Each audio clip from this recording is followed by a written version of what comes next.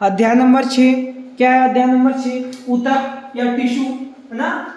कोशिकाओं से मिलकर क्या बना होता है? टिश्यू बना होता है। कोशिकाएं, कई कोशिकाएं आपस में मिलती है, इनसे बना होता है क्या? टिश्यू। टिश्यू को क्या बोलते हैं? ऊतक बोलते हैं, है ना। अध्याय नंबर 6 है। पहला ऑब्जेक्टिव आएगा, निम्नलिखित में से कौन सा ऊतक पौधों के तनों में लंबाई में वृद्धि में सहायक होता है? तो आपको चूज करना है।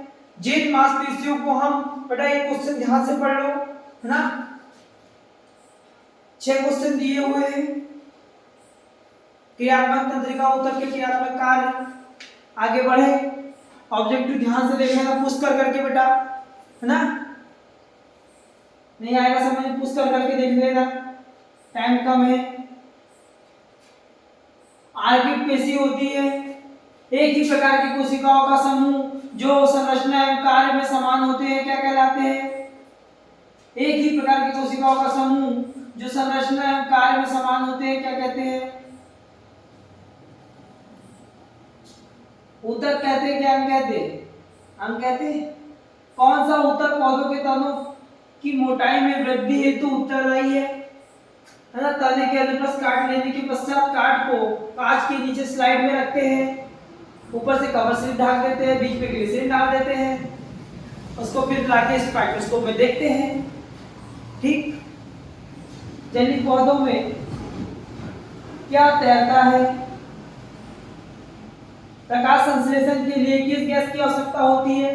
प्रकाश संश्लेषण के लिए किस गैस की आवश्यकता होती है? ऑक्सीजन की होती है, कार्बन डाइऑक्साइड की होती है, किसकी होती है? दो में से एक आएगा। क्या नाइट्रोजन की होती है? पौधों में लचीलापन खालिस्तान ऊतक के कारण होता है। फेफड़ों में श्वसनीय खालिस्तान पेशी पाई जाती है। अनैच्छिक पेशियों को खालिस्तान पेशी कहते हैं। एक्सॉन ऊतक का भाग होता है। आहार नली में खालिस्तान पेशियां पाई जाती है। पौधों की पत्तियों में, बेटा कर्सर जहां चलेगा ध्यान से देखने का, है ना। इसका कर्सर जहां चलेगा वहां ध्यान से देख लेना। ये देखिए, हमारे शरीर की गति के लिए ऊतक की उत्तरदायी होता है। आगे सही जोड़ी, फ्लोएम। फ्लोएम का क्या आएगा? बाह्य परत, जड़, पर्णहरित, नारियल का रेशा, नारियल का रेशा, सरल स्थायी ऊतक, जटिल स्थायी ऊतक, ये सही जोड़ी। इसके बाद है सत्य सत्य। एक शब्द में उत्तर देख लो। वे ऊतक जो निरंतर विभाजित होते रहते हैं इन्हें क्या कहते हैं? वे ऊतक जो निरंतर विभाजित होते हैं इन्हें क्या कहते हैं? लाल रुधिर कणिकाओं का जीवन काल कितने दिनों का होता है? 22 दिनों का होता है क्या? ऐसे ऊतक का नाम लिखिए जो लंबी व अनियमित ढंग से कानों पर की मोटाई होती है। संवहन ऊतक किसे कहते हैं? एपिथीलियम ऊतक का नाम एवं कार्य लिखिए। पौधों से पानी वाष्प बनकर उड़ता है ना। ये क्वेश्चन देखना, रेखी पेशी और रेखी पेशी में अंतर। ऊतक किसे कहते हैं? कई कोशिकाएं मिलकर जो किसका निर्माण करती है? ऊतक का निर्माण करती है। तंत्रिका ऊतक के कार्य लिखिए। तंत्रिका मतलब दिमाग में जो ऊतक होते हैं वो कौन कौन से काम करते हैं? त्वचा ऊतक के कौन से काम होते हैं? जाइलम फ्लोएम में अंतर बेटा मोस्ट आईएमपी क्वेश्चन है ये, ठीक है। इसको हाईलाइट कर देता हूं। स्टोमेटा के कार्य, स्टोमेटा मतलब रंध्र होता है बेटा, है ना। पौधे में भोजन बनाने का कार्य कौन करता है? रंध्र करता है। जाइलम फ्लोएम में अंतर याद कर लेना। रक्त के कार्य, ठीक। आगे चलो, पादप कोशिका और जंती कोशिका में दो अंतर।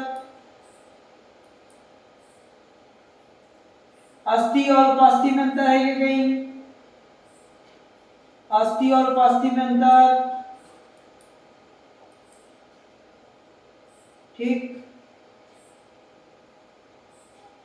ये जाइलम और फ्लोएम में अंतर भी है, इसे भी याद करना है, ठीक। अब है बेटा अगला पार्ट, वो है गति, है ना। यदि गति में से देखेंगे, यदि कोई वस्तु समय के साथ अपनी स्थिति बदलती रहती है तो हम क्या कहते हैं उसे हम स्थिर अवस्था कहेंगे या गतिशील अवस्था कहेंगे। क्या कहेंगे? गतिशील अवस्था। ठीक है, आंसर आएगा गतिशील। प्रति इकाई समय में चली गई दूरी को क्या कहते हैं? प्रति इकाई समय में चली गई दूरी को चाल कहते हैं या वेग कहते हैं? चाल कहते हैं। आगे वेग का सही मात्रक क्या होता है ये आपको खोजना है। पृथ्वी पर समय के मापन का आधार है। क्या है? पृथ्वी पर समय का मापन का आधार चंद्रमा है, पृथ्वी है, सूर्य है। क्या है?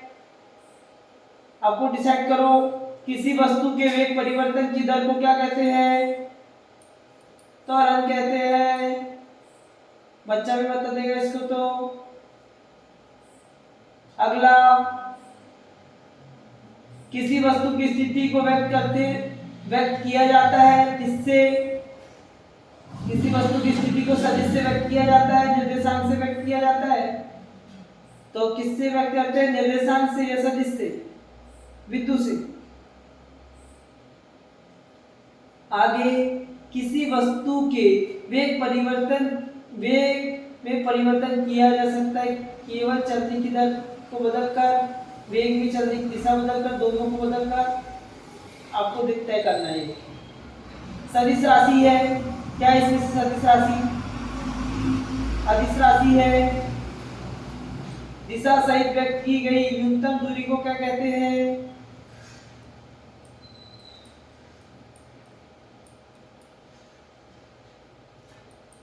विस्थापन कहते हैं कि वेग कहते हैं? सही दिशा में विस्थापन। साइकिल सवार 1 घंटे में 44.9 किलोमीटर की दूरी तय करता है तो एमएस में औसत दूरी चाल होगी। कितनी होगी चाल? ठीक। गाड़ी में लगे हुए गतिमापी प्रदर्शित करते हैं, क्या प्रदर्शित करते हैं? ताक्षणिक चाल, ताक्षणिक वेग, औसत चाल।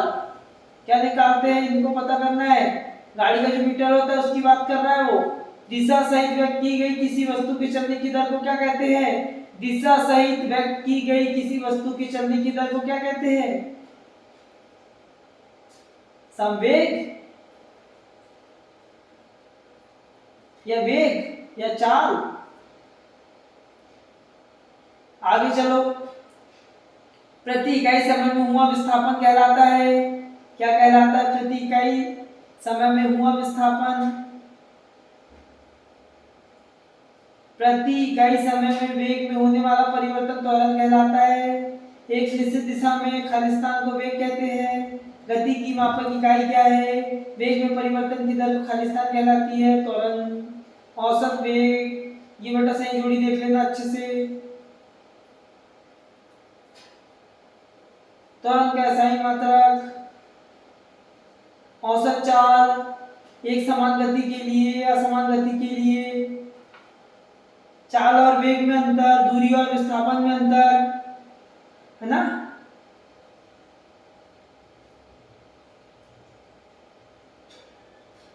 एक दो आगे क्वेश्चन आ जाएंगे। ठीक।